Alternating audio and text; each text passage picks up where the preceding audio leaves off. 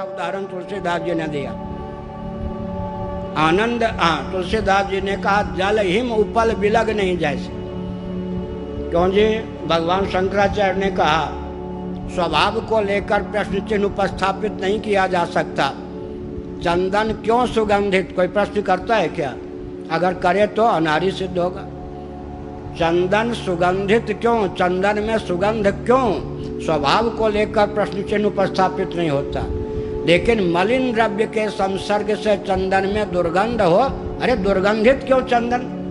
आप स्वस्थ क्यों, कोई पूछता है? बीमार क्यों? रोग जो है आगंतुक है, स्वास्थ्य आगंतुक नहीं है, निसर्ग सिद्ध है। तो प्रश्न चिन्ह नहीं होता ना, स्वभाव को लेकर प्रश्न चिन्ह नहीं होता। तो हमने क्या संकेत किया, समय हो गया है, हमने यह संकेत किया कि सज्जनों, भगवान वो जो रसस्वरूप परमात्मा, इसलिए आनंद मात्र पद करपाद मुखोदरादि।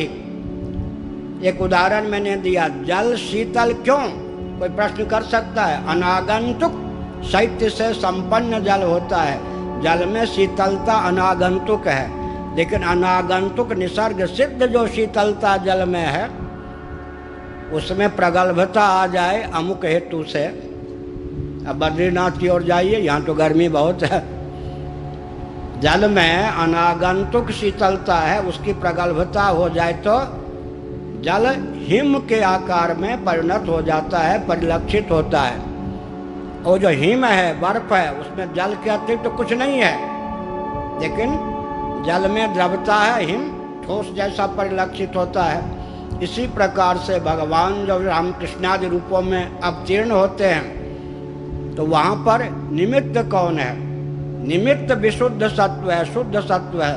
उपादान के रूप में साक्षात परमात्मा तत्व ही रहता है। जैसे वायु आदि के संसर्ग से, देश विशेष काल विशेष वस्तु विषय के संसर्ग से जल में स्वभाव सिद्ध अनागंतुक शीतलता की प्रगल्भता जब होती है, तब जल हिम के रूप में परिलक्षित होता है। इसी प्रकार भगवान जब जो रसस्वरूप हैं,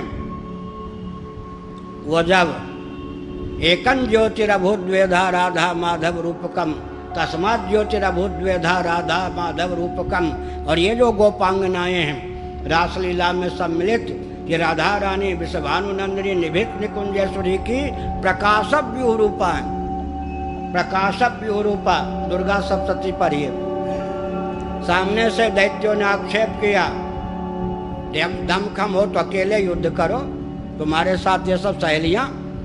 देवी हंसी, तुम इनको जानते नहीं, अच्छा तुमको लगता है कि इनके सहयोग से मैं युद्ध कर रही हूं। लो, उन्होंने क्या किया, अपनी प्रकाशक व्यूह रूपा जो सखियां थी समेट लिया। उन सखियों के रूप में कौन? साक्षात भगवती, निश्चेष देवगण शक्ति समूह मूर्ति भगवती। जैसे उन्होंने काया व्यूह रूपा सखियों को समेट लिया, ऐसे ही राधा रानी विश्वानुनंदिनी निभित निकुंजेश्वरी की प्रकाशक व्यूह रूपा वो सब रासलीला में सम्मिलित देवियां थी, वो सब राधा रानी की प्रकाशक व्यूह रूपता। और राधा रानी और श्री कृष्ण एकं ज्योतिरभूद्वेधा, एक ही ज्योति लीला युग से राधा माधव के रूप में प्रकट है।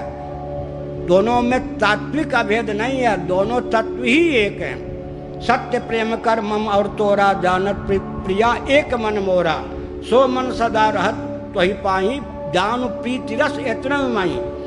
श्री राम और सीता जी में तात्विक ऐक्य नहीं, ब्रह्म और हम में तात्विक ऐक्य है या तत्वतः एक हैं। यहाँ तो तात्विक ऐक्य है, लेकिन वहाँ तत्व ही एक है।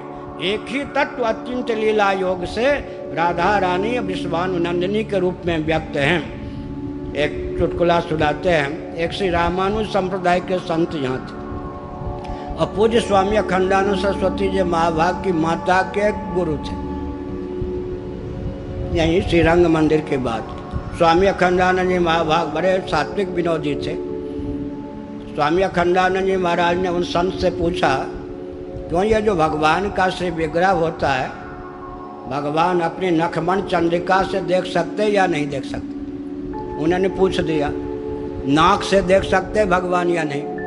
उन्होंने कहा क्या बात स्वामी जी करते हो, नाक से कहीं देखा जाता है क्या, चरण चंद्रिका नाखून से कहीं देखा जाता है। स्वामी जी ने सोचा मेरी माता जी के गुरु हैं, मुस्कुरा कर रह लो। हम लोगों को बताया कि देखिए उन वैष्णव शिरोमणि को यही नहीं पता था कि आनंद मात्र कर पाद मुखोदर आदि, जैसे मैंने उदाहरण दिया ना, साक्षात वरुण जब प्रकट हो जाए तो रस रस रसनेन्द्रिय का विषय रस, और रसनेन्द्रिय का अनुग्राहक वरुण, तीनों में एकत्व होगा या नहीं? तीनों में एकत्व होगा या नहीं? भगवान में के विग्रह में नाखून दिखाई पड़े तो, नाक दिखाई पड़े तो, सब में देखने सुनने की क्षमता है या नहीं? क्योंकि एक ही तत्व है। आनंद मात्र कर पाद मुखोदर आदि पंचरात्र सिद्धांत के अनुसार।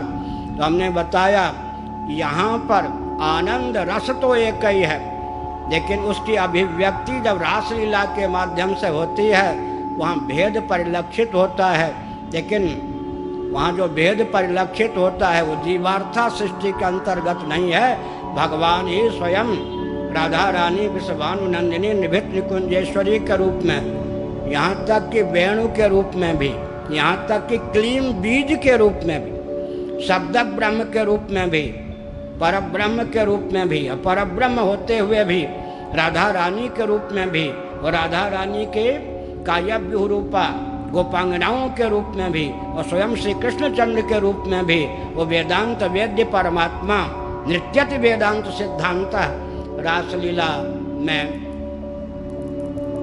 उच्छलित परिलक्षित होते हैं। तो कम से कम यहाँ के रसिकों ने कहा पांचे भूले देह सुध छठी भावना रास की, पांचे भूले देह सुध छठी भावना रास की।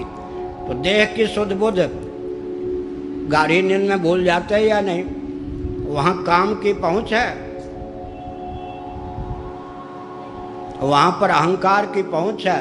तो कम से कम रासलीला के रहस्य को जानने के लिए सुषुप्ति में जो हमको आनंद प्राप्त होता है, अहंकार काम से उच्च भूमि में अतिक्रांत, कामना भी नहीं है, काम भी नहीं है, अहम भी नहीं है, काम और अहम दोनों से अतीत भूमि में। और बहुत विचित्र बात क्या है, इंद्रियाणि मनोबुद्धि रस्याधिष्ठान मुच्यते प्रजहात यदा कामान सर्वान पार्थ मनोगतन।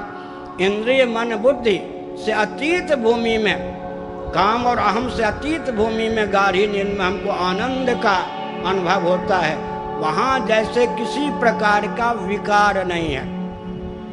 क्या श्रृंगार रस की दृष्टि से वहाँ किसी प्रकार की विकृति नहीं है, और यहाँ विकृति की आकृतियाँ सब प्रतीत हैं, लेकिन विकृति नाम की चीज़ नहीं है। इसके लिए बहुत बढ़िया एकांत पर विचार करना चाहिए। कदाचित वरुण ही हमारे सामने सगुण साकार होकर प्रकट हो जाएं, और वो रस, गन्ने का रस या कोई भी रस पीवे, भृगु जी शिकंजी पीवे कौन? वरुण जी। वो शिकंजी पीते हुए, क्या कहते, छाछ पीते हुए दिखाई पड़े, दूध पीते हुए दिखाई पड़े। रस भी वही, रसनेन्द्रिय भी वही, और रसनेन्द्रिय के अनुग्राहक भी वरुण जी ही होंगे या नहीं? एक ही जल को लेकर त्रिपुटी बन जाएगी। और थोड़ा एक वाक्य कह के प्रवचन को विराम दें। सावधान वाइस पसेरी नहीं, विराट और हिरण्यगर्भ की दृष्टि से भी विचार करें हम, चंद्रमा मन सो जाता। भगवान के मन से चंद्रमा उत्पन्न हुए, और हमारे मन के अनुग्राहक देव चंद्रमा है। हमारे अध्यात्म मन के अनुग्राहक जो देवता चंद्रमा हैं, वो भगवान के मन से, अध्यात्म से उत्पन्न हुए हैं। तो भगवान के मन और हमारे मन में आकाश पाताल का अंतर है या नहीं? भगवान पिता रात्रि मनश्चक्रे यहाँ है या नहीं? और यहाँ है तेने ब्रह्म हृदय आदि कवये, हृदय माने मनसैव, माया वृत्ति रूप मन पंचदशी के अनुसार। अंतर हुआ या नहीं? दोनों में अंतर हुआ या नहीं? हमारे मन के अनुग्राहक जो देवता हैं, हिरण्यगर्भ और विराट की दृष्टि से विचार करें तो भगवान के मन से वो उत्पन्न है। इसलिए जैसे वरुण ही हमारे सामने प्रकट हों और हमको प्रतीत हो कि वो रस का सेवन कर रहे हैं, रस पृथक प्राकृतिक दृष्टि से रसनेन्द्रिय पृथक, उसके अनुग्राहक देवता वरुण पृथक। लेकिन वो तो साक्षात वरुण ही विग्रह धारण किए हुए हैं, रस ही। वेदांत वेद्य जो रस है पंचभूतों में, वो रस ही साक्षात अगर प्रकट हो जाए तो वहाँ अध्यात्म अधिभूत अधिदैव में एकत्व होगा या नहीं। फिर ये रसों के भी रस, पर ब्रह्म परमात्मा रसो वैसा, वही जब अचिंत लीला शक्ति के योग से जीव निष्ठ शुभाशुभ कर्मों के बिना ही स्वात्मार्था सृष्टि विद्यापाद की दृष्टि से जब भगवान रासलीला रचते हैं तो वृंदावन भी दिव्य। क्या है वृंदावन? यत्र प्रविष्ट सकलोपि जंतु आनंद सच्चित घनता मुपैति, श्री राधे हृदिते रसेन जडिमा। वृंदावन क्या है जी? राधा सुधा निधि के अनुसार राधा रानी विश्वानु नंदिनी, भगवान श्री कृष्ण का दर्शन करके स्मरण करके आनंद विभोर हो जाती हैं। उनका श्री विग्रह रोमांच कंटकित होता है। भाव की प्रगल्भता में जो जाड्य की निष्पत्ति होती है वही राधा रानी, राधा सुधा निधि के अनुसार वही ये वृंदावन धाम क्या है? श्री राधे हृदितेन रसेन जडिमा। वृंदावन ये राधा सुधा निधिकार कहते हैं आपका वह स्वरूप मेरे मन में उच्छलित हो। राधा रानी विश्वानु नंदिनी निभित निकिंजेश्वरी के मन में श्री कृष्ण विषयक जब प्रेम का उद्रेक होता है, उस उद्रेक दशा में जो भाव विकृति जडिमा जड़ता की निष्पत्ति होती है वही राधा रानी है। वही राधा रानी है धाम के रूप में। वृंदावन धाम क्या है? राधा रानी के जीवन में श्री कृष्ण विषयक प्रेम की प्रगल्भता की दशा में जो जडिमा है, जाड्य है, वही वृंदावन धाम है। धाम भी अनुपम, लेकिन बाहर से जैसा धाम दिख रहा है वो तो आजकल कुछ और ही है। यमुना जी की दशा, इसलिए आदि भौतिक धरातल पर, व्यावहारिक धरातल पर भी जहाँ तक इसकी दिव्यता प्राकृतिक रीति से भी बनी रहे, इसका भी प्रयास करना चाहिए। हर हर महादेव।